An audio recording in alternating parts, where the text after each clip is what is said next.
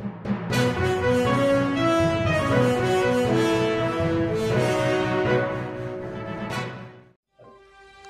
सोलापूर न्यूजमध्ये आपल्या सगळ्यांचं स्वागत। जातीवाचक अवहेलना करून लग्नास नकार दिल्याने तरुणीने विषारी औषध प्राशन करून आत्महत्या केली। ही घटना गादेगाव तालुका पंढरपूर येथे रविवारी दुपारी घडली। या प्रकरणी पंढरपूर ग्रामीण पोलीस ठाण्यामध्ये स्वाती नारायण साळुंके या महिलेने फिर्याद दिली असून या प्रकरणी कुलदीप सिद्धनाथ बागल यांच्यासह कुलदीपची आई आणि भाऊ अशा 4 जणांविरोधात गुन्हा दाखल करण्यात आला आहे।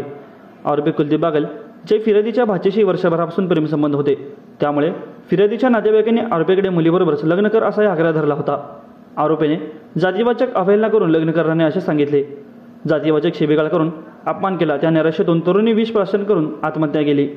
आत्महत्येस प्रवृत्त केल्याप्रकरणी आरोपी विरोधात गुन्हा दाखल करण्यात आला असून या घटनेचा पुढील तपास उपविभागीय पोलीस अधिकारी डॉक्टर अर्जुन भोसले करीत आहेत।